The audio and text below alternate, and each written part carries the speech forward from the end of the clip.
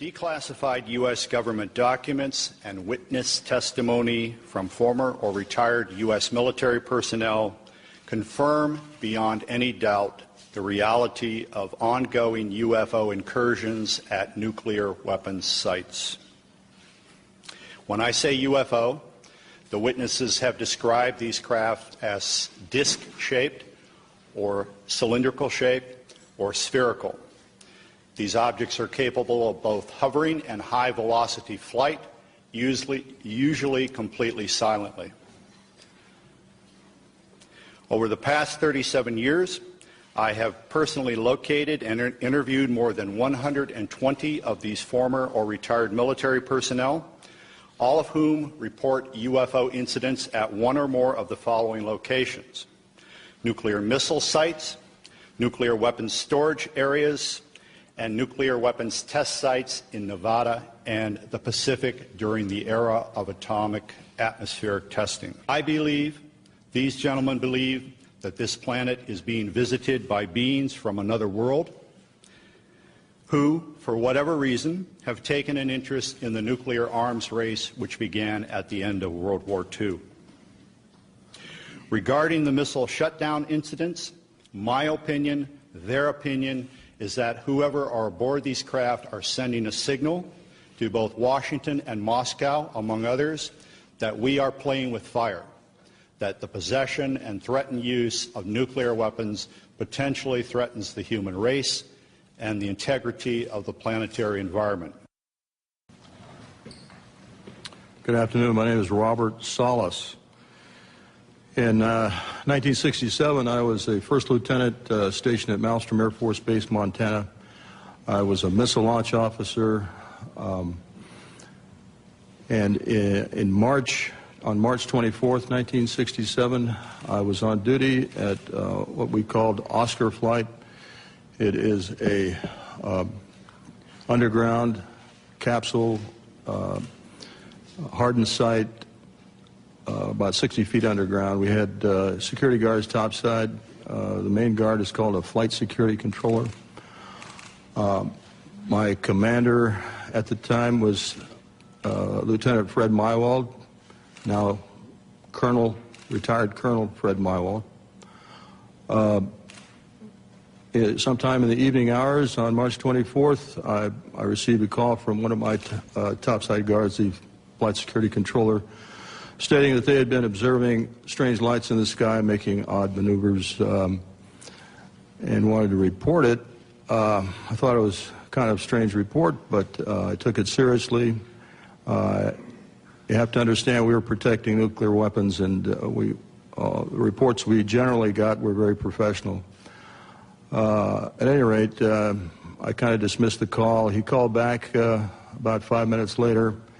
This time he was screaming into the phone saying they're looking at an object, a red glowing object hovering just above our front gate. This object was about 30 feet in diameter. He couldn't make out too much of the details of the object, only that it was pulsating, and he had all the guards out there. He was very frightened. Wanted me to give him direction. I think I said something like, make sure nothing comes inside the perimeter fence. He immediately hung the phone up. I went to wake my commander, Fred Mywald, who was taking a rest break, started to tell him about the phone call, and just as I told him, our missiles began going into what's called a no-go condition, or unlaunchable. Essentially, they were disabled while this object was still hovering over our site, our launch control facility. At that point, we went through our procedures. He reported back to the command post the incident. We also had some security lights, meaning security incursions at some of the launch facilities. So I called the guard back upstairs and directed that a security team be sent out. At this point, the guard told me the object had left at high speed. Again, silent, no noise. the security guards got out to the launch facility and reported back that they were seeing this object again. They also lost radio contact. This incident terminated at that point. We reset the security alarms, but the missiles themselves were still disabled. We had to call in for maintenance teams to come out and bring them back up on alert. The main indication we got from our equipment was this was guidance and control system failure. I want to emphasize that the security people upstairs had no control authority over. They had no equipment up there, no ability to affect any kind of system shutdown on our missiles. All the control systems were underground. We were relieved the next morning. I reported back to the command post, I'm sorry, the base, Malmstrom, reported to our squadron commander. He was white as a sheet, didn't know how to explain the event. I asked him specifically if it could have been an Air Force exercise, and he assured me that it was not an Air Force exercise. There was also a member of the Air Force Office of Special Investigations in the room. He ordered us to not ever talk about this. I even signed a non-disclosure statement to that effect. This was, and I didn't talk about it until 1994. I was able to come across a little paragraph in a book called Above Top Secret by Timothy Good. And on page 301 of that book, there's a short paragraph about missiles being shut down while UFOs were overhead. At that point, with the help of Mr. James Klotz, my investigator, we requested the Air Force to send us documents about this shutdown, not mentioning the word UFO. We did get the Air Force to declassify what we'll call the Echo Flight incident. Let me back up a little bit. During the report to the command post, my commander, Fred Mywald, turned to me and said the same thing happened at another site. At the time, I thought he meant that evening, but it turns out the same thing had happened a week earlier at another site, and he was probably referring to the Echo Flight. At any rate, at that point, when we got the Echo Flight incident declassified, I felt I was able to come forward and start talking about it because I thought that's where I was. It wasn't until later I found out it was an Oscar flight, and I realized that not only our flight had gone down, 10 missiles, but the Echo Flight also went down about a week earlier on March 16th. We have extensive documentation on the Echo Flight incident that we received from the Air Force under Freedom of Information Act. We have the testimony of Walt Fiegel, who was the deputy missile crew commander at Echo Flight. I have a couple letters from the commander, Eric Carlson. Colonel Mywald gave me a telephone interview about this in 1996, and I've got that on tape, and he's given me permission to use that. So we've got audio recordings of some of these witnesses. We've got written statements. We've got documentation from the Air Force. All of this supporting what I just told you.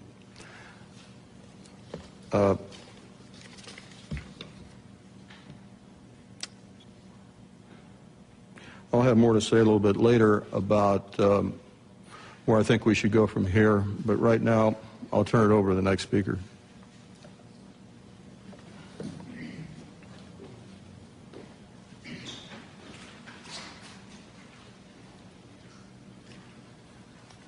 Good afternoon. My name is Dwayne Arneson.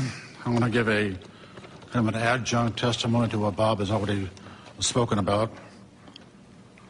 After graduating from college with degrees in physics and math, I entered the Air Force, got a commission, and served 26 years as a communication electronics officer in positions all over the world, including Vietnam.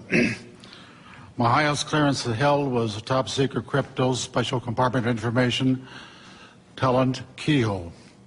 For those that know clearances, you got to be almost squeaky clean to get that. Back in 1967, I was officer in charge of the Communications Center at the 28th Air Division in Great Falls, Montana. I was also the crypto custodian. I was a top secret control officer for the division, and I passed out nuclear launch authenticators. In March of that particular year, I can clearly recall a message coming through my communications center which basically said what Bob has already talked about, that a UFO did in fact shut down several missile silos in Montana. Not being a missile type, I didn't know Oscar flight from Echo flight, so I couldn't relate to any of those details. But the fact was that missiles were shut down by them. Later on, in mid-70s, about 1975, I was commander of a radar site in Maine, which was adjacent to Loring Air Force Base. Periodically, my security cop and I met with the SAC security police. And on two occasions that I can recall distinctly, they told us that UFOs were seen over the nuclear weapons storage areas at Loring Air Force Base, which was a SAC bomber base, as some of you may well know. I don't know what the details were. I don't know if any nukes were damaged or deactivated. I never saw a report on that, so I really can't say. That is history. After retiring from the Air Force, I went to work for Boeing as a computer systems analyst. Bob didn't mention this, but one of my first supervisors at Boeing was Robert Kaminsky. He has since passed away. He was the engineer selected by Boeing to go out and investigate the UFOs, the missiles that were shut down. He living close by where I lived in Washington State. We got together frequently on Saturday to discuss UFOs and other topics. And he says, Arnie, those things were perfectly clean, and they did not go down by themselves. He then went on to say that halfway through the investigation, the Air Force sent Boeing a message which said, stop the investigation and do not, repeat, do not send us a report. He told me that personally on 2 or 3 different occasions, and no hesitation at all. In conclusion, I've studied UFOs for over 60 years, believe it or not, and I am convinced that somebody out there is trying to send us a message. If I knew who they were, I probably would not be here. Thanks for your time.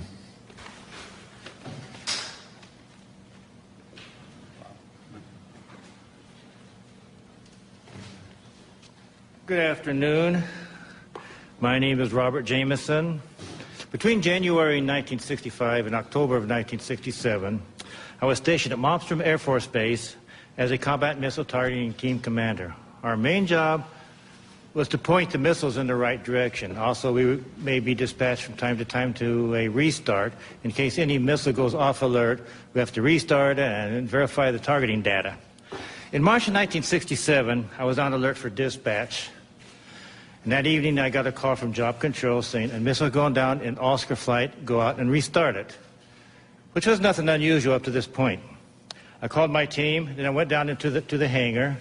As soon as I got to the hangar, some acquaintances of mine approached me and says, Bob, do you know what happened? No, I don't know what happened.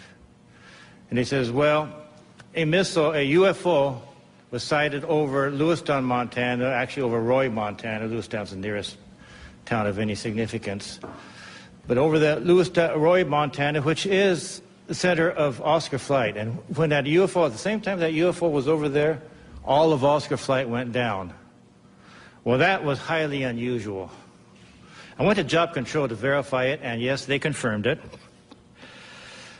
And I was looking at the status board they have, where they have a map of the whole wing. I noticed everything was green. All the lights, they have lights for the missile sites. All the lights were green, except one corner in the upper right-hand corner was all red. All of Oscar flight was down. I mentioned to them that doesn't happen He says, well, it happened once before, about a week before. A UFO was sighted over Echo Flight. About the same time, all missiles in Echo Flight went down. He says, other than that and this is it. It's never have happened before. Personally, I'm never aware of any 2 missiles going down at the same time, let alone 10. I also learned, UFO, the people in job control was telling me, that earlier that day, a UFO was sighted over Belt, Montana, another town in Montana, small town east of Malmstrom.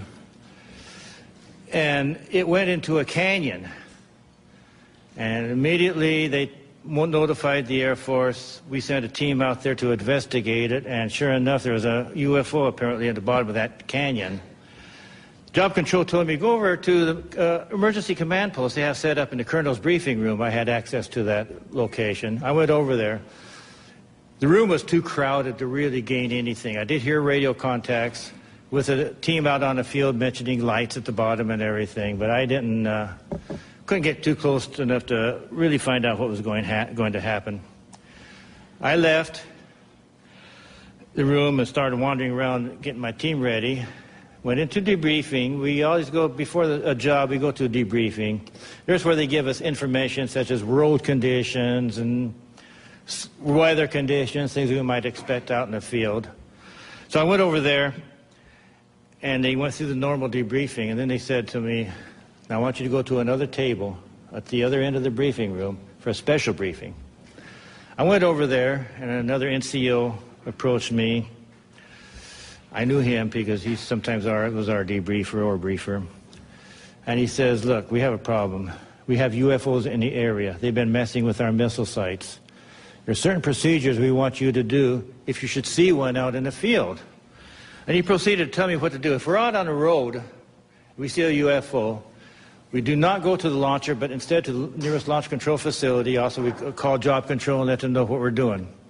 If we're at a site and we're penetrating, then we have to stop what we're doing, remove ourselves from the site, call job control. We'll have radio contact with all these.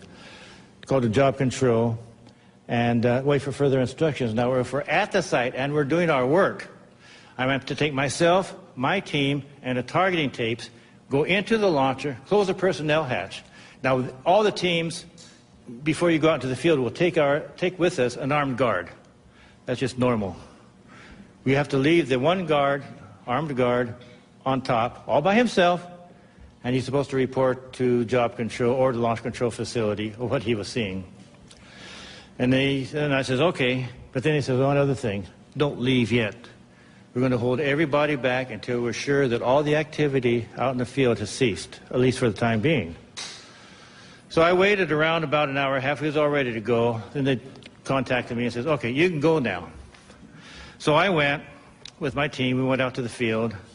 We restarted. We had to go to Oscar Flight. That's not a very pleasant thing. Oscar Flight is 120 miles. It's the furthest flight from the base.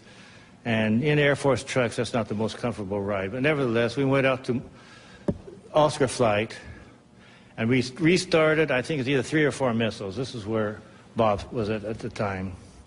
We restarted 3 or 4 of their missiles. The startups were successful, and I saw no incidents in the field. When I came back, we have to go through debriefing. The first things I asked them upon return to the base, what about this missile out in Belt? They said, as soon as daylight came, we were going to send choppers over.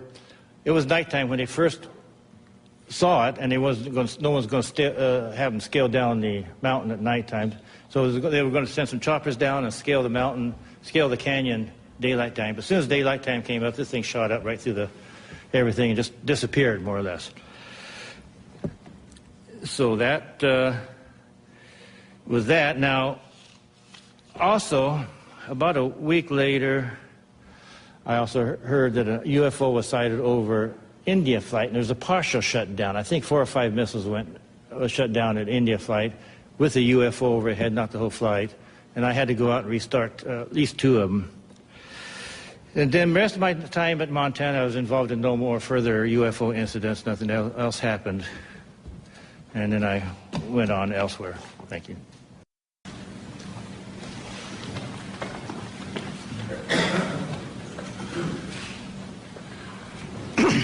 Good afternoon. My name is Charles I. Halt. I retired from the U.S. Air Force in 1991 as a colonel. During my military career, I was base commander of 2 large installations, and at the time of my retirement, I was in the Department of Defense Inspector General's office with total inspection oversight of all services and all service agencies. In 1980, I was reassigned from the Pentagon to RAF Bentwaters as a deputy base commander. At that time, Bentwaters was one of the largest tactical fighter wings in the world. We had the 2 base complex, Woodbridge and Bentwaters in England, and 4 FOLs in Germany, and 2 additional standby bases. In December 1980, early in the morning, several of our security policemen discovered strange lights in the forest in East Anglia, just outside the back gate of RAF Woodbridge. 3 patrolmen, Sergeant Peniston, Airman Burrows, and Airman Cabanasac, actually were dispatched into the forest and approached a craft. They reported it being triangular, approximately 3 meters on a side, dark metallic in appearance with strange markings. They observed it for a period of time, and it very quickly and silently vanished at high speed. Initially, I was not aware of all the details. I was only told of strange lights, and I was sure there was a logical explanation. 2 nights later, at the family Christmas party, we were interrupted. The on-duty flight commander for the security police squadron, Lieutenant Bruce England, came and approached the base commander and I. He was white as a sheet. He said, "It's back." We said, "What's back?" He said, "The UFO." Well, we still were, I should say, non-believers at that point.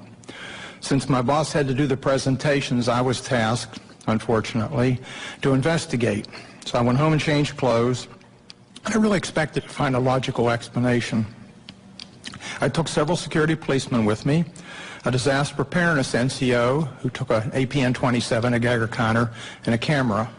I also had my small cassette recorder I carried everywhere when I was on duty. I was taken to the supposed site. We found indentations approximately 1.5 inches deep, approximately 6 to 8 feet on a side, and radiation of 8 to 9 times normal background radiation. Not enough to be dangerous to somebody, but significant. We also found broken branches on the trees. While we were milling around trying to make sense of the whole thing, one of the individuals with me suddenly spotted something. Off through the forest was a bright, glowing object. The best way I can describe it, it looked like an eye. It was bright red with a dark center. It appeared to be winking. It would sort of wink. It was shedding something like molten metal. It was dripping off it. It silently moved through the trees, avoiding any contact. It bobbed up and down, and at one point it actually approached us. We tried to get closer. It receded out into the field, beyond the forest, and silently exploded into 5 white objects. Gone.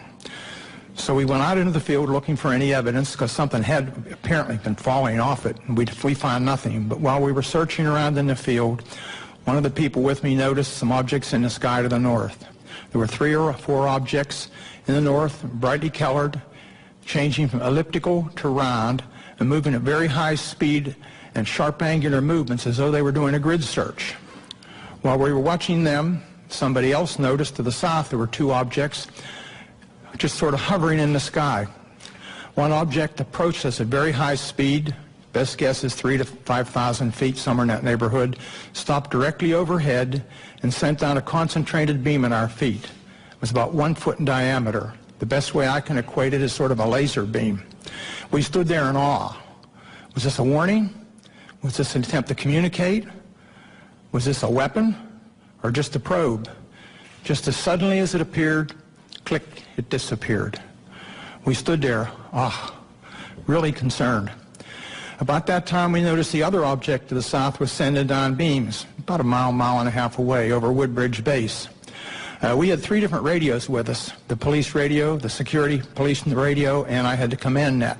All 3 radios were functional, and we were talking to control centers. They were constantly breaking up, and we had great difficulties communicating, but we were able to discern that on the police and security net that some of those beams were either falling into or near the weapons storage area, and there's a great deal of concern.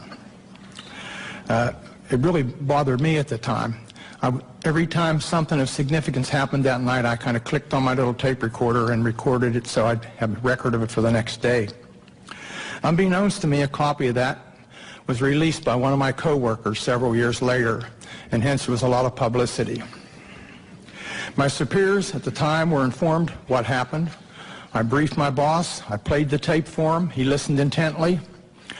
He was aware of the incident because he was monitoring the night before on the radio. He and several others were. He took the tape to the 3rd Air Force staff meeting the following Wednesday. 3rd Air Force was the Air Force headquarters at that time in England. Played it for General Baisley, the commander and staff. They all sat silently.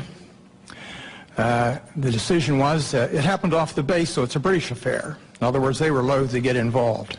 So my boss came back and threw me the tape recorder, and I said, well, what do we do, boss? He said, get with Squadron Leader Moreland, who was the British liaison officer, and do a report. It's their problem, not ours.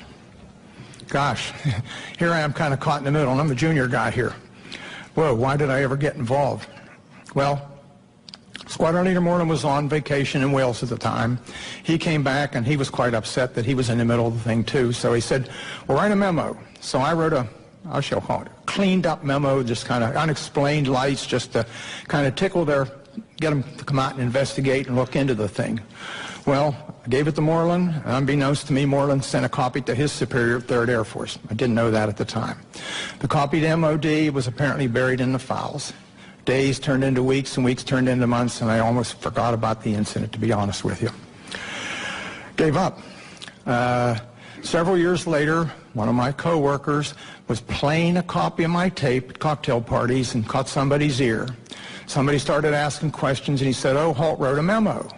The next thing we know, there was a Freedom of Information request came into Bentwaters. Of course, there was no official copy. We didn't have word processors in those days. We used typing manifolds in the old typewriters. We were just transitioning. And the only copy was an onion skin that I had in my desk. So my boss went back and said there's no official record of it. Well, somebody else found out the 3rd Air Force had a copy. Well, Pete Bent, a good personal friend of mine, was the acting 3rd Air Force commander, called me and he said, hey, Chuck, I've got a copy of this memo. We're going to have to release it. I said, please, burn it. Your life and mine will never be the same. You and I don't need this. Well, need I say more? The tape came out, unbeknownst to me. The memo came out, and a lot of publicity. But the event certainly happened. Now, some things have happened since then. I was very innocent at the time and believed what I was told. I asked the OSI if they had an interest, and I was told, oh, no, not at all. Wrong. I found out later that the airmen were, how shall I say, pretty harshly interrogated that were involved. I have never been debriefed. I also found out later that the tower operator, both the tower operators at Bentwaters saw an object and picked it up on their Bright 2 radar and watched it. I found out that the tower operator in the weapons storage area actually saw something, as did a comm man who was working there and saw it go down into the forest near us. And also several other people around the base saw it. It's kind of interesting. What did we see? I have no idea what we saw that night. I do know it was under intelligent control, and in my personal opinion, it was either from another dimension or extraterrestrial.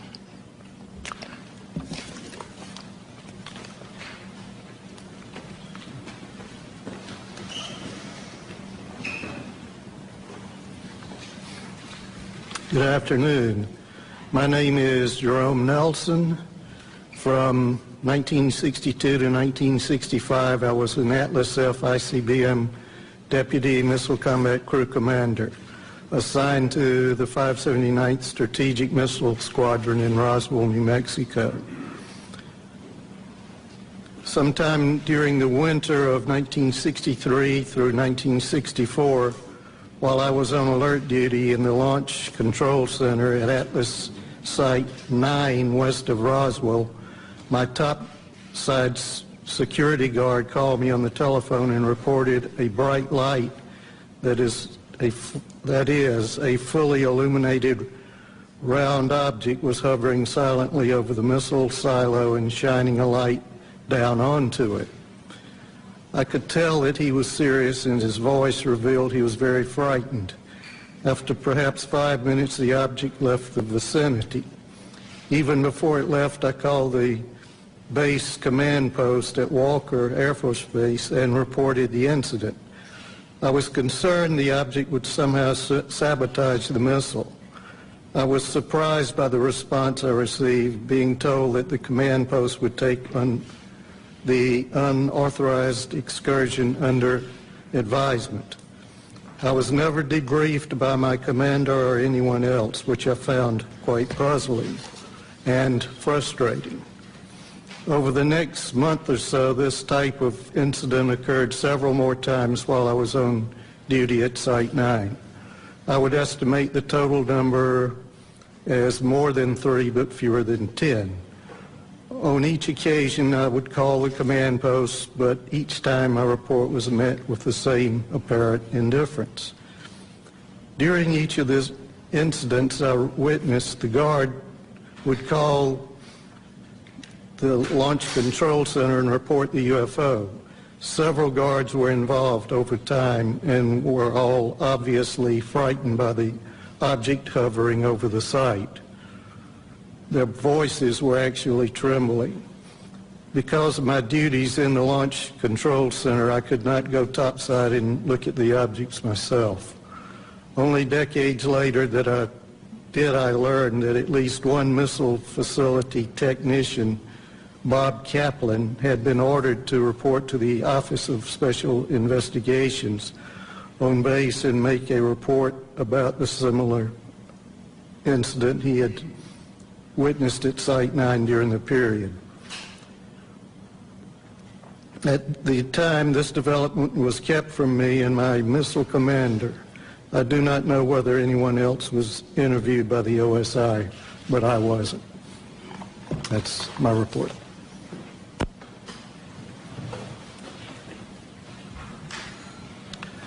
Well, good afternoon, ladies and gentlemen. My name is Patrick McDonough, and I'm here today to relate an experience that happened to me in September of 1966. It's 44 years ago, but that experience was so significant, it was basically burned in my memory. I haven't forgotten about it at all.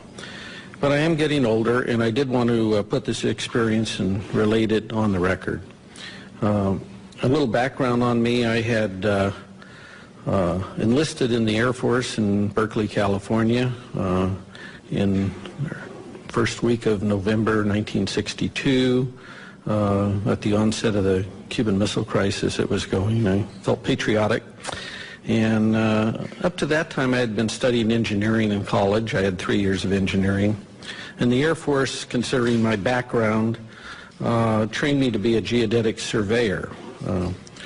And I was assigned to 1381st Geodetic Survey Squadron in Orlando, Florida. We basically, in 1965, we moved to Warren Air Force Base in Wyoming. On average, I would spend 9-10 months a year on temporary duty, surveying for latitude and longitude at our missile sites and aircraft bases for positioning missile and aircraft guidance systems. Basically, the squadron's mission was to provide precise geographical coordinates for a missile or an aircraft inertial guidance system, so that the missile or aircraft would know exactly precisely where it was at when it takes off, while the intelligence agencies would provide the targeting information. In early September of 1966, myself and 2 other airmen, Airman First Class Al Kramer and Airman Third Class Charlie Coates, we were temporarily assigned to Malmstrom Air Force Base, and were ordered to provide or perform the initial geodetic surveys for the last 50 missile sites there. There already was 150 Minuteman I sites, and we were putting in the last 50 for the wing. And basically, we were assigned to the Site Activation Task Force, they call SATAF. It was Boeing, really, the prime contractor. We were given a government truck, no radio, anything in it. I was the chief of party. I was the observer on our small 3-man team. Al was the recorder. Charlie was, we were trying to train him both in observing and recording. We normally would arrive at a missile site at about in early evening. We'd set up our instruments, and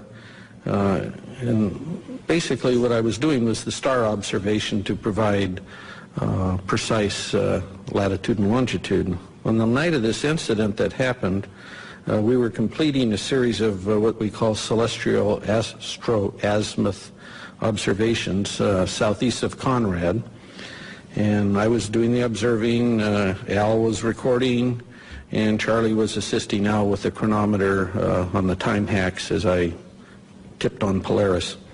The unusual thing about this missile site I was at was that the blast hatch of the silo was open. And that was very unusual. Normally when I'd go to these missile sites, even though they were not activated yet with a missile, they were always closed. The monoliths were there. We do 4 monoliths and do a precise quadrangle. And the work we did was very precise. It involved a lot of, it was basically all using star shots. And so here's a site that we arrived at, and the blast hatch is open. And we're nearing completion of the star observations. We had been to the other 3 monoliths, and I was at the monolith at the next to the hatch. And it was probably about 1:30, and a unidentified flying object came from the north and stopped right over us.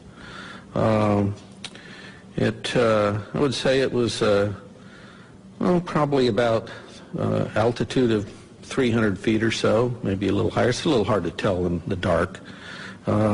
It was round. It had, I would estimate its diameter at about 50 feet, kind of like a pretty large, you know, like a wingspan of a B-52, something in that range. It's pretty large. It seemed to have pulsating lights going around it, and it had a white light from the center looking down into the silo. There was no wind, there was no noise. It only stayed there maybe 20, 30 seconds at most. And then I just remember, I'm staring up at the stars, right? I'm a pretty keen observer of what's above me here in the celestial sphere up there. And I just said to myself, what if this thing beams us up and takes us off to some distant place and never return to Earth again? I mean, this is going through my head here while this thing's above me. And then from this dead stop, it shoots off to the east, just like now you see it, now you don't. It just, phew. So after this UFO departs, I grabbed my instrument and jumped in the truck behind the steering wheel, and off we went. And we weren't about to be there if it came back. We didn't have guards with us because there was no missile. We didn't have a radio because we're not really in contact with the Air Force Base. I don't know any of this other stuff is even going on, to be honest with you. I mean, we're just kind of out there on our own doing these sites and mailing our material back. It was wasn't even aware there was a UFO problem per se. But as it turned out, the night's events weren't totally over with us at that point. As we sped away and on our way back to Conrad, and the Army Corps of Engineers had base rocked all the roads to take the weight of these missiles they were bringing in. And of course, these are new sites, and they took down all the signs to make the roads wider. And I go over the hill and come down, the headlights come down, there's no road there, it teed, you know. And so I tried to make you either went to the right or left. I tried to go to the left towards Conrad, and the truck flipped over, and we ended up upside down. Fortunately, none of us were hurt. We walked probably about 2 hours to the nearby farmhouse, if you call that nearby, and called the Montana Highway Patrol, the farmer drove us back to the accident site, and it was interesting when the highway patrolman arrived, because we told him, how did this occur? He was asking us, and I told him that his dispatch had told him there had been over 20 reports to his office that night in reporting a UFO in the area. I wrote incident reports to the SATAF, Boeing, Montana's state regarding the accident. But, what was interesting was I never heard anything from the Air Force regarding the incident. And I never had to, there was no retribution or reimbursement required from me for rolling this truck. And this truck had 18 miles on it that afternoon. It was a new truck. Okay, so nothing, I heard nothing. So this part was good because I didn't really want to buy the truck. I went back to my headquarters at Warren Air Force Base, and about a month and a half later I was discharged. I did not mention wrecking this truck up in Montana on one of my TDYs. They didn't ask me, and I didn't mention it. I didn't want to buy it.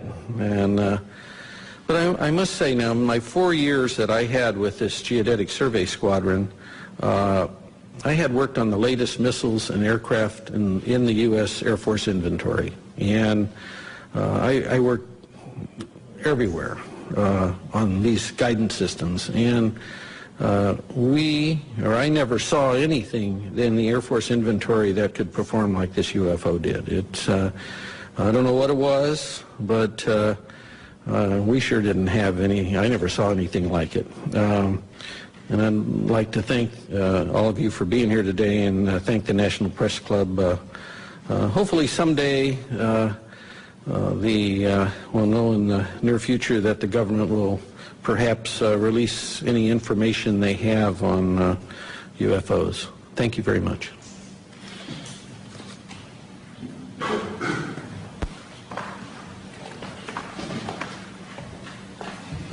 Hello, everybody.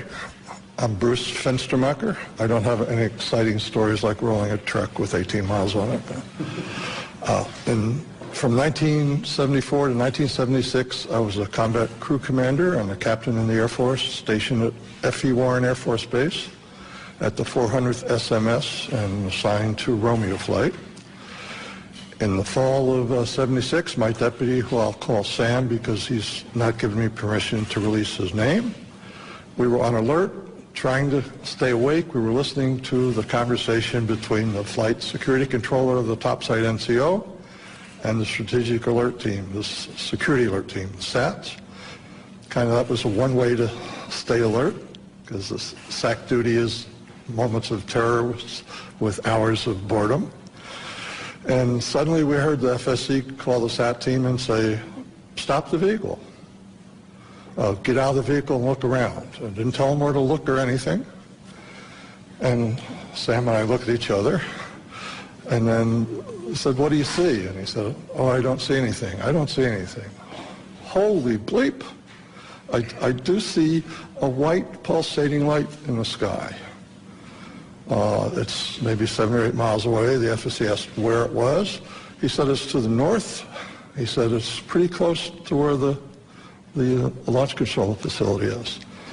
So my deputy and I did a double take. We called upstairs and we said, what's going on? He said, you're not going to believe this, Captain, but right above us there's a huge white thing, pulsating light above us, and I had to call them to make sure I wasn't seeing anything.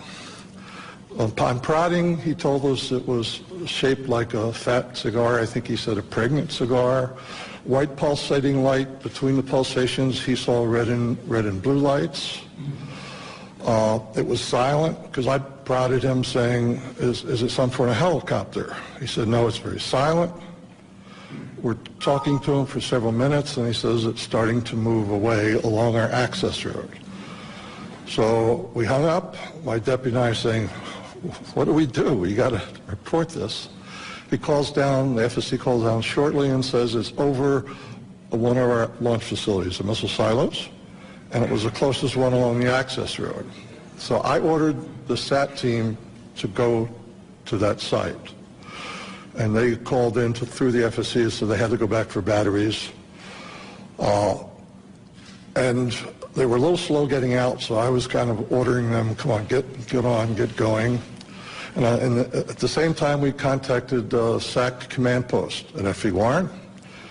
And the NCO answered, and we told him the story, and he laughed and said, when it eats the SAT team, call me back. So the SAT team never got to that LF. It silently moved again to another launch facility. We called the SAT team 3 or 4 times. I'm sorry, we called command post 3 or 4 times. The last time, and we got the same nonchalant attitude. The last time I said, are you logging this? And they said no. So I said, give me the officer in charge. And he said, well, he's busy. I said, well, either give me the officer in charge or I'm going to wake up the base commander, the squadron commander, because there's something going on, something's messing with my LFs. They were mine for that period. So the officer came on, and I said, you need to log this or I'll wake everybody up. He said he would. He called us, his NCO, a different NCO called us back a few minutes later, took the log of what had happened in a timely sequence. So it went to another LF. The SAT team had to come back for gas. Then it said it had car trouble. It could only go 5 miles an hour. So long story short, after several, about an hour and a half, the flight security controller said he could see it over another launch facility still down the road. And then he said it suddenly and silently just went away up to a star size and then disappeared. So that was it. It was an exciting rest of the tour. The next day we were relieved by another crew to go back home. And I went upstairs and the FSC is lying like in a chair in almost a fetal position. And I talked to him and he was scared. He said, I can't sleep. I can't get that thing out of my mind. And I said, what the heck was with the SAT team? He said, both my deputy and I were prior service, so we got along well with the enlisted guys. So I said, if you promise not to tell anybody, they told me they were not going to go to any LF with that thing over it. No direct orders, no nothing, and in fact, they never left the launch control facility. We picked up the Quebec team on the way back, the Quebec crew, because Quebec was on the way to Romeo, and SAC liked to save a little gas, so we road share. And they told us that earlier that evening, they had the same sort of thing flying over several of their launch facilities. And I said, what happened? You reported it. And they said, are you crazy? We didn't report it. We're not going to report it. I said, well, I did. He said, well, if you tell them about us, we're going to say it never happened. So we went back home. I reported to my squadron commander.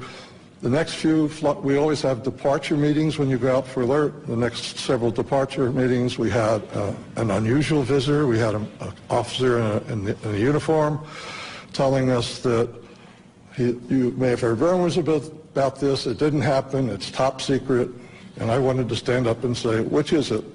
Didn't it happen, or is it top secret? So that's my event. I think Mr. Salas comes back. Thank you.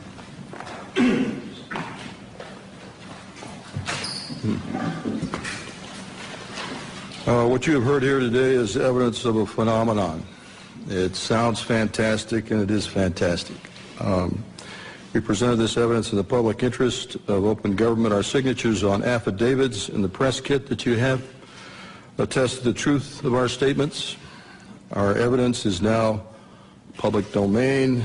The real question is, what is the public going to do with it, this testimony? It has been a general practice of the media to scoff at these kinds of stories, make light of such testimony.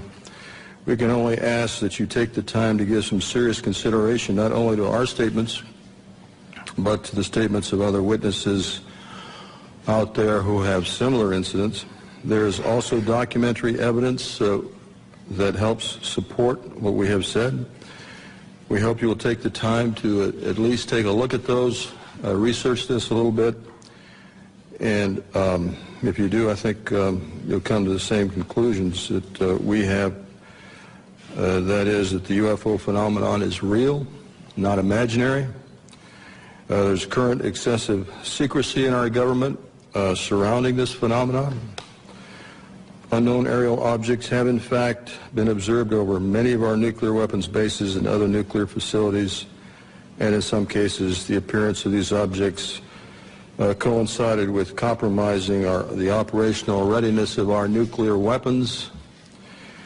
Although each of us might have different opinions about the meaning and intent of these incidents, I think we can all agree that the tampering with nuclear weapons is a national security concern. This is Air Force official policy on UFOs. This is dated 2005, but I believe it is current policy. I'll just read one part of it. It says, no UFO reported, investigated, and evaluated by the Air Force was ever an indication of threat to our national security. That is clearly misleading. It is false based on our testimonies. This statement, the decision to discontinue UFO investigations, was based on an evaluation of a report prepared by the University of Colorado in 1969. I believe this was the infamous Condon Committee study. There was substantial evidence to show that study was superficial and biased. In particular, the Echo and Oscar incidents I spoke about were never investigated by the Condon Committee, even though their principal investigator was well aware of these incidents. Obviously, the testimony given here today conflicts directly with that Air Force policy statement. We ask that our government answer to the public about the obvious discrepancy between our testimony and that of the current statement. Indeed, we demand an answer based on the foundation of our democracy that says, and I want to paraphrase Franklin Delano Roosevelt, President Roosevelt, the people should be strong enough and well enough informed to maintain the sovereign control over its government. Finally, I want to say, I think I speak for every one of us here, I have the utmost respect for all the men and women in the U.S. Air Force. I graduated from the Air Force Academy. I thoroughly enjoyed being a part of the Air Force, and I was honored to serve my country in that way. Our disagreement and challenge to the Air Force has nothing to do with the people of the Air Force. It has to do with official Air Force policy. And I think they are deliberately withholding the facts, not just in what you've heard here, but continuously since 1969. And by doing so, they're not allowing the people of this country to engage in the decisions regarding events that are clearly national security issues and concern to all of us. We're simply asking for the truth. Thank you for your attention. At this time, we're going to take questions. Mr. Hastings will take it from here. If you would go to the microphone over here and tell us what media you represent. Thank you. When you ask a question, I would ask first that you identify yourself and your organization, and then direct your question perhaps to a specific individual. That person will have to find his way to the mic, so there will be a bit of delay. Yes. Pat McCune, the Daily Trojan, University of Southern California. We just did a big event here, and LucasArts, Mr. George Lucas himself. I wanted to commend all of you. You guys are soft-spoken, but you carry a big stick, and that's exactly the way to approach this issue. I remember when UFOs first got going, it was like a laughing matter until they started revealing themselves in the deserts, Arizona, Colorado, and so forth and so on.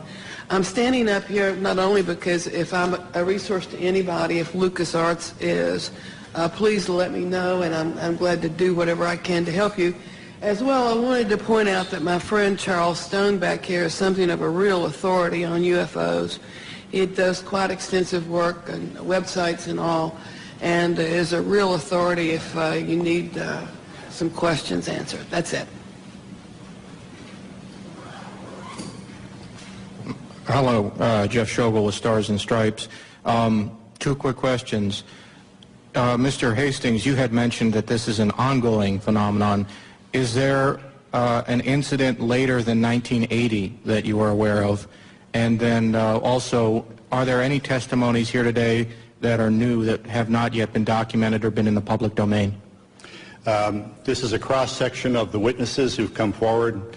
The latest incident involving nuclear missiles was at Malmstrom Air Force Base in 2007. However, the person is still active duty Air Force. I'm not going to elaborate on that until that person is separated from the Air Force.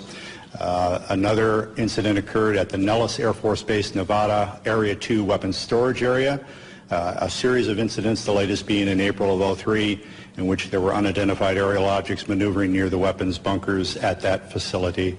More recently, civilian sighting reports in Orange County, California, at the Naval Seal Beach Naval Weapons Station, a series of bunkers, again, containing nuclear weapons. There were local media reports of multiple sightings in March of 2009 near this weapons storage facility. This is ongoing. This is the tip of the iceberg. We can only catch as catch can. I am of the opinion that for every incident that I'm aware of, and for witnesses that we've got in hand, there could be 10, there could be 100, there could be many, many more incidents that I'll never know about because the people won't come forward. They'll wait years or decades to talk about what they know. And is anything that has been said here not been in the public domain before? I'm sorry? Anything that has been said here? I know I've heard the incident that Mr. Holt referred to. I've seen Mr. Salas.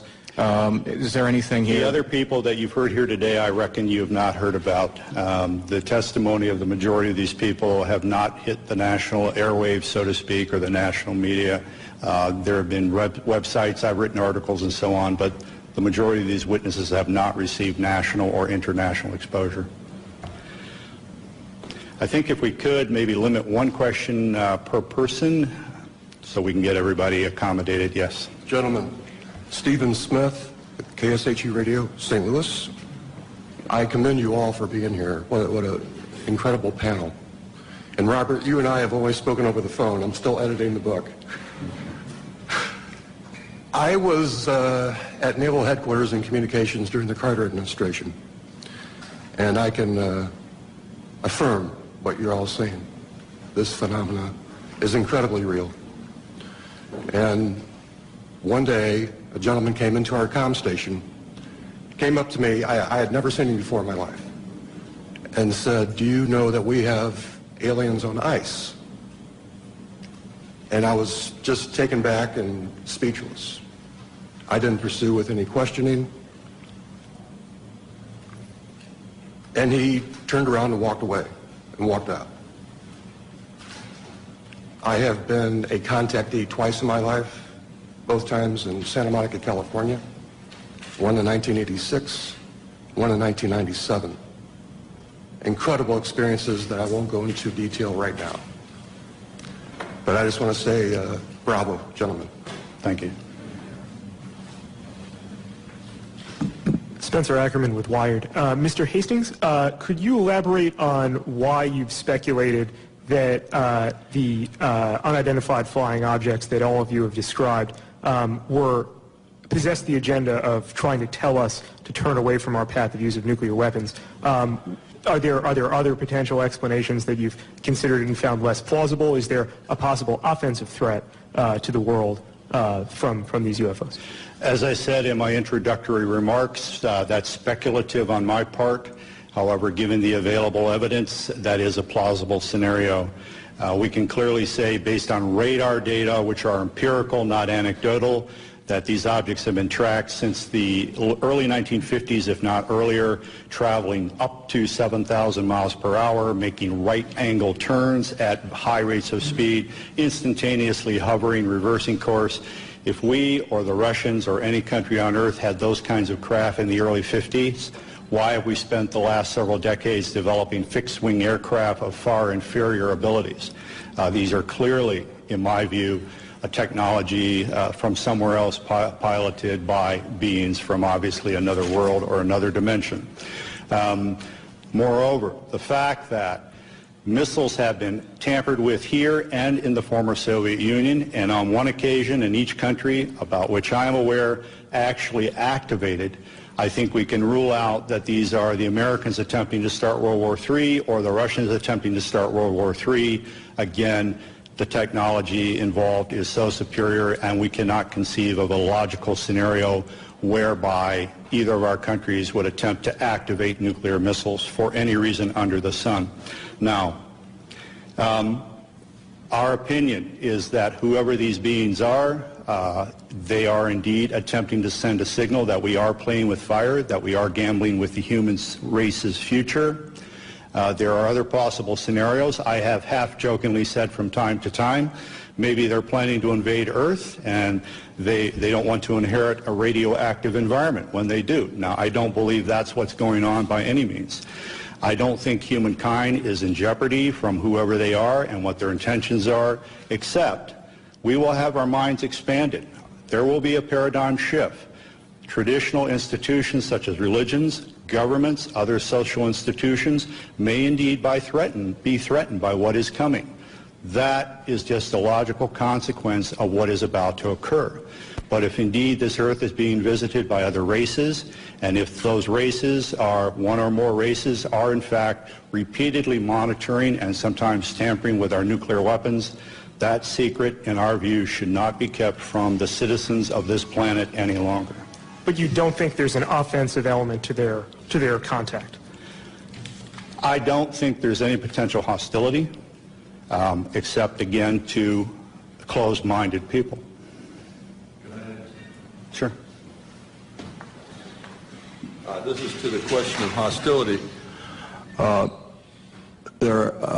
What you've heard up here, and especially in my case, they could have done a lot more damage, in permanent damage to our weapon systems, and they didn't. All of these weapons, in my case, were brought back up on alert. It took a day or so, but everything was fine. If they wanted to destroy them with all the powers they seem to have, I think they could have done that job. So I personally don't think this was a hostile intent. Hi, I'm Charles Stone with the Tiger News Service. I didn't ask my friend to come up and make that statement for me, but appreciate your patience. I've published internationally in the history of weapons of mass destruction, including going back to the 1940s, and these incidents go back to at least that period of time, that U.S. government military facilities that were doing high-tech development in that period of time also reportedly at least had UFO visitors of various types, and that there is archaeological evidence that there have been what we would call that there's evidence of what was almost certainly atomic warfare in ancient history, at least twice, and also that I'd like to mention that one of our biggest and most powerful government agencies was founded in part to monitor UFO activities. That was the National Security Agency in the late 1940s. Did you have a question, sir? Are you aware that the NSA was partially founded to monitor UFOs? I've heard rumors to that effect, and also the Central Intelligence Agency. In my view, those rumors aren't supported by any authoritative documentation at this point. I would not be surprised at the same time if that were ultimately proved true by historians, but that's as far as I think we can take it at this point. Right. Thank you. Thank you. Hi, my name is John Kelly. I'm a columnist at the Washington Post. Colonel Halt, you mentioned that when you went out you had a cassette recorder, a Geiger counter. You said a camera? Camera, 35 millimeter camera. First of all, did you take any photographs? And second, how does a cassette tape made by you, presumably for official purposes, end up at a cocktail party entertaining guests? Okay, two questions. Let me answer the first one. The disaster preparedness individual I took along, Tech Sergeant Monroe Nevels, also worked for the base newspaper part-time. He was a professional photographer on the side, had a degree in photography, had his own darkroom. In fact, when he left the base, we had serious problems because he painted one of his rooms with flat black paint. We had to redo the paint about 4 or 5 times. He took numerous pictures of the indentations, pictures of the broken branches. He tried to take pictures of the objects in the sky. He took the film back home, and it all came out fogged. Unfortunately. Now, he did it in his own darkroom. I used to have a darkroom and dabble in photography, too. He could have done it himself. It could have been a radiation, which I have doubts about, or something could have happened that we don't know about. But anyhow, the film all came out fogged. Sergeant Pennison had a camera.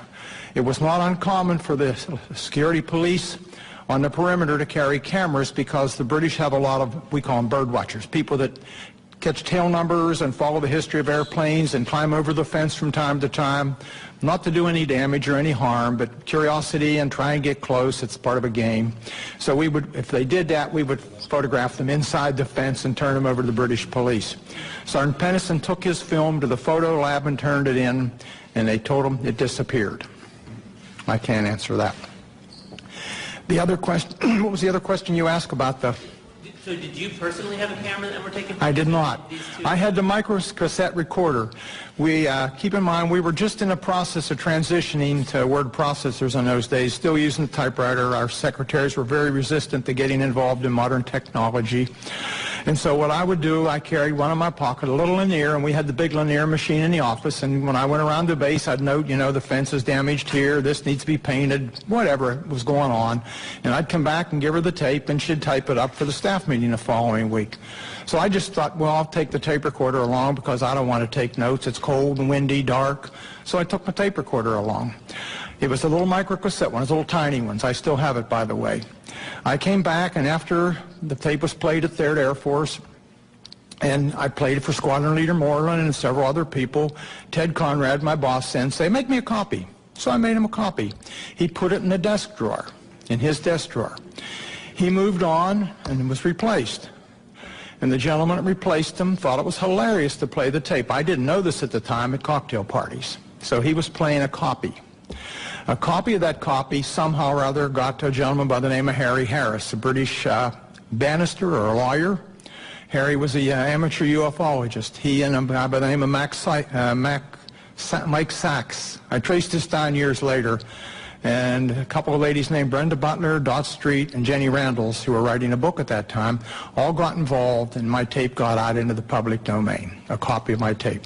What's on the internet now is probably a 5th, 6th, or 7th generation, but it's out there. So does that answer your question? Thank you. Let me interject that Robert Jameson, the missile targeting officer from Malmstrom in '67, does need to catch a plane, and so if anyone wants to direct a question to him, you'll need to do it in the near term here. Hi, Ledge King with Gannett, Washington Bureau. I have 3 questions, 2 of which can be answered by raising a hand. The first is, have any of you been contacted in the last month, I guess, whenever this event was being planned, by a government official telling you not to show up or trying to dissuade you? Any of them? Any of you? No. Second question is, Mr. Hastings alludes to the fact that there's a message being sent here that we ought to get rid of nukes. How many of you subscribe to that theory? The theory that you support getting rid of nukes, first of all. I don't think he said that. Well, what you're being asked is, Bob and I are of the opinion that the bottom line is the best explanation for what has taken place at our nuclear weapons sites is that whoever are in the UFOs are in effect sending a message, perhaps getting rid of nukes, expressing displeasure or concern, but certainly indicating an interference with the weapons. You're being asked whether you subscribe to that or not. Do you support? Not quite to that degree. I think they're modernists. Make sure we don't mess things up. Do all of you support getting rid of nuclear weapons? Show of hands. One. Okay. Can I just add? Sure. With regard to the reason I came to the conclusion that this was a message simply, again, they could have done a lot more destruction, I think, to our weapon systems, and they didn't. It was simply shining a light on our nuclear weapons, and literally shining a light on nuclear facilities. This has happened all over the world. I can point to other instances where UFOs came over, shone a beam down on the weapons storage area where nukes were stored. To me, it's pretty clear. This is just, we're shining a light on this. We're pointing it out. What are you people doing with nuclear weapons? And my final question, which does require somebody to speak, is, you've talked about how society and the mainstream media sort of are very dismissive of all this. Can one or two of you talk about sort of the personal journey you've come to in terms of, approaching family or friends or others about this when people may think it's kooky to talk about this? Can one or two of you talk about how, was it difficult? How difficult was it? That sort of thing? Thank you. Well, as a person who is very, very skeptical about this, what I call UFO nonsense, when that happened that night and I thought through the process of what the logical explanations are, after that I was very careful about who I told what, because some of my friends, when I started on this, just laughed. So I got ridiculed. I was used to the ridicule from the Air Force, except for the dual standard. We're going to ridicule, but it's secret and don't talk about. And coming out was I came out a little bit. I talked to Robert. I gave him a little bit of the story. I didn't want my name to come out. I was concerned. I don't want to be considered a kook. I don't want to, because I consider, not so many anymore, but I consider some of the extremists a bit kooky. But I think it's more important that we come out and tell our story rationally and see that we aren't kooks, and this is what happened, and make your own judgment. But one of my concerns is that you all think I'm a kook, and I'm old enough that I don't really care that much because it happened. So is that okay? How old are you? 68. Okay. Going on 95.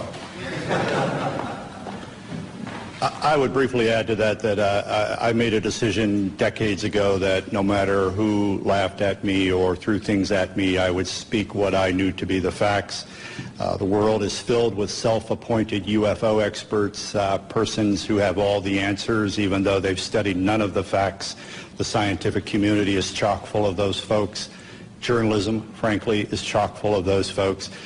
We're presenting credible witnesses for open minds, people who have an objective sense of their duty to inform the American public about the reality of the situation. We're providing you not only these witnesses, but many other witnesses who can testify as to the reality of all of this, and you may draw your own conclusions. I'm Lisa Pham from Epoch Times newspaper. My question is towards Mr. Arneson. You mentioned someone over there trying to send us a message. I wonder what kind of a message. Do those aliens consider our Earth people have a threat to them, or they just try to defend, or they try to come here to occupy, take over Earth? What kind of a message do you think? If I knew that answer, I wouldn't be here. I really don't know. But they're trying to tell us something without a question. Whether it's don't go much further, get rid of the things, I don't have any idea. Are they from the extraterrestrial? Who knows? Are they from other dimensions? Who knows? Are they from underneath the Earth? Who knows? Your guess is as good as mine, and I can't answer that question. Anything else? The government are trying to conceal this information, the fact actually, for all those years. Do you think this will do good for the society's stability, or is it kind of prevent for some advance or further research for our society?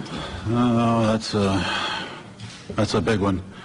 We have been lied to for so many decades about the truth of the matter, and I think we need to have more openness in society as far as what these things are.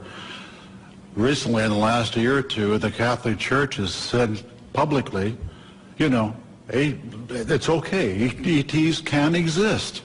They're our brothers, and they are theologically saying it's okay to believe in extraterrestrials. And if the Catholic Church says it, it's got to have a big stick, I would think, as far as the Western world is concerned anyhow. Do you think right now it's a time for human beings to admit there are other spiritual beings in the universe besides the human race? Oh yeah, I think that's the thing is, people are so wrapped up nowadays in their own world. They're worried about jobs, they're worried about mortgages. They could care less about UFOs and ETs and paranormal events and whatnot. That isn't even on their radar scope. Unfortunately, that's... I understand that. I haven't spoken to college students that much myself, but I understand that that is a fact. Yeah. And that's healthy. I think that's goodness. Oh, yeah. I just wonder what's in the archives in the Vatican as far as UFOs and things like that are concerned. If that could be released, wow, I bet it would blow the socks off a lot of people. That'd be interesting.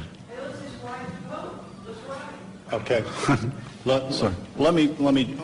You asked what would the potential changes be for society? Would this be good? Let me briefly summarize and say, in 1975, a former CIA official, Victor Marchetti, wrote a best-selling book called The CIA and Cult of Intelligence. The CIA took him to the Supreme Court to attempt block publication of that book. Ultimately, a redacted version of it was released. It was the first book in American history to be censored by the U.S. government. This same Victor Marchetti, in 1979, wrote an article for Second Look magazine. The title, I believe, was How the CIA Views the UFO Phenomenon. He said, among other things, this subject was so sensitive that you did not talk about it in the agency unless you had a need to. Nevertheless, there were rumors floating around at the highest levels of CIA about recovered crashed UFOs and the bodies of their crews. Thirdly, Victor Marchetti said, in his opinion, as an intelligence analyst with CIA for I think 11 years, he was of the opinion that no government on earth will voluntarily release this information because it would jeopardize the status quo, i.e. their power. Even if there's no hostile intent or implication to the visitation of these beings, if indeed these are extraterrestrials, even if they're not meaning us any harm whatsoever, governments have nothing to gain and everything to lose by admitting the reality of this. And Victor Marchetti's opinion is that this will probably come out, by some action on the part of the phenomenon itself, which will leave no doubt in anyone's mind. But don't expect Washington or Moscow or any other government to volunteer the reality of all of this. Thank you. I'm Jim Canan. I'm a defense writer of long standing in this town for Gannett Newspaper's Business Week magazine, and I was senior editor of Air Force magazine. I'm going to ask a question, but I want to contribute something.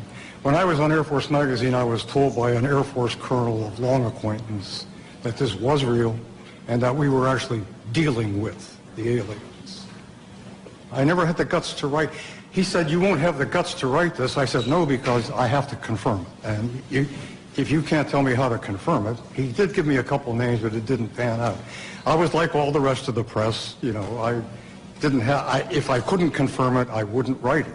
Now, that may mean that we're somewhat cowardly, but at the same time, it means that we're also very careful.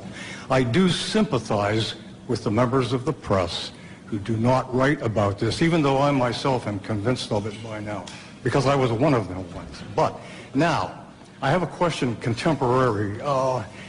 2 years ago, the Air Force Chief of Staff and the Secretary of the Air Force were dismissed by the Secretary of Defense for, among other reasons, being sloppy in their management of nuclear weapons.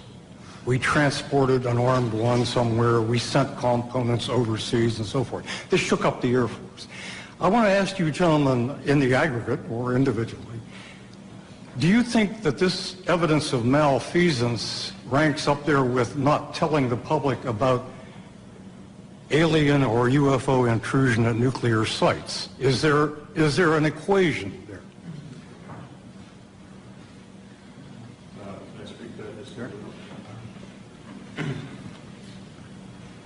I don't know about ranking, but it points out the dangers of nuclear weapons. The fact that these accidents have occurred, serious accidents with nuclear weapons, and it just points out how dangerous it is that we have them. I don't know how to compare that with the cover-up. I'd have done an analysis of the cover-up, and I'd be glad to give it to any of you guys that are interested. But I think it's related in the fact that the cover-up of the fact that the UFOs did intercede with our nuclear weapons is extremely important. May I add something? This Air Force colonel who talked to me about all this, he did so in result of my questioning about it after a Japan Airlines freighter over Alaska was trailed by a UFO in 1987. I called all over Elmendorf, FAA, the Pentagon. And then I was approached by this colonel whom I had known who said, I understand you are interested in UFOs. And I said, yeah, you know. Well, I have something to tell you. And since he had known me a long time, that's why he got into this. It had no great enterprise on my part, and I still don't know what to believe. But would you comment on... He also said, though, that we have a lot of misconceptions about what they are here for. He said they basically don't give a damn. They don't care what we do. They're here for their own purposes. And that any notion that they should land and say, take us to your leader, boggles the imagination because they don't care about that kind of thing. And I said, well, do you have any idea why they are here? He said, no. And he didn't think anybody else in the Air Force or anywhere else did either. How does that square? Let me interject regarding the November 87 radar tracking incident that you alluded to. Right, and in recent years, you may know that the number 5 guy in the echelon at FAA, John Callahan, has gone public and said that shortly after that happened, CIA agent, 2 agents, I believe, and some other government types convened a meeting at FAA headquarters and said we want all the radar tapes, all the voice tapes, and this never happened. I wasn't here. John Callahan said, how come we can't tell the people about this?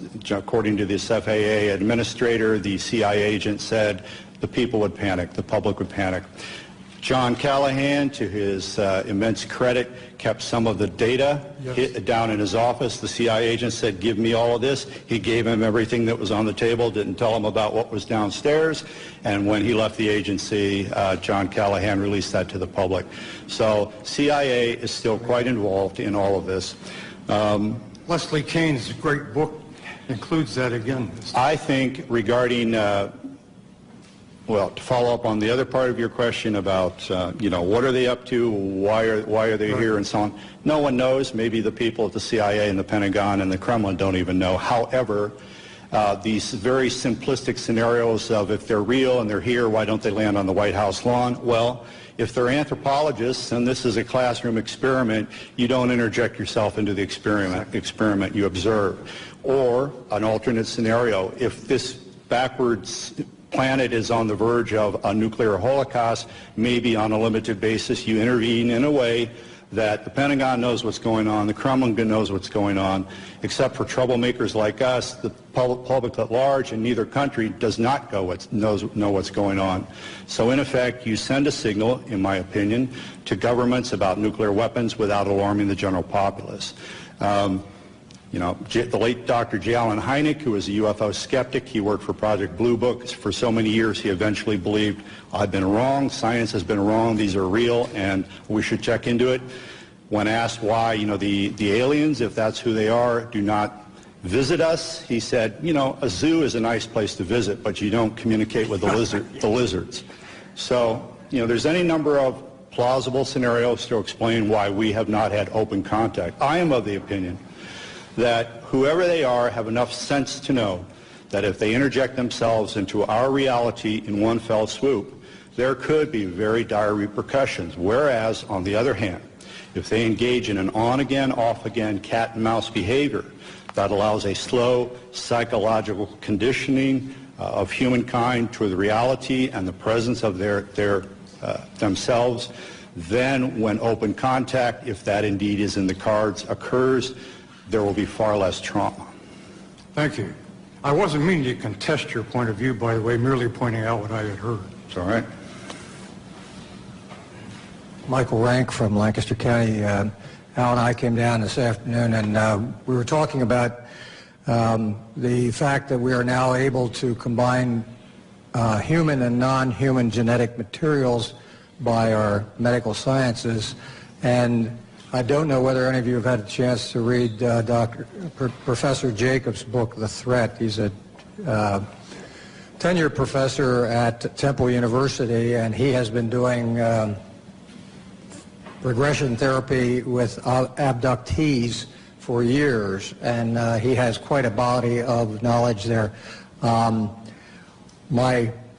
of my reasons for asking this is, being an old district attorney, the definition of murder is the unlawful killing of another human being, but nowhere does it say, does it have to be 100% human? Can it be 1% human? I'm waiting for somebody to play that card. I'm out of the business now, but that might be fun. The other issue is the toadies in government who are following their orders to lose the files in Freedom of Information Acts, I think might take a totally different view as to their attempt to preserve their jobs if they realize that there might be an argument made that there's a First Amendment violation by suppressing the truth about these things that have been found and seen and so forth. The suppression works to favor certain religions versus other religions. Thank you. Anyone else? Thank you for coming. Again, all of us will be available for one-on-one interviews for some period of time. Thank you.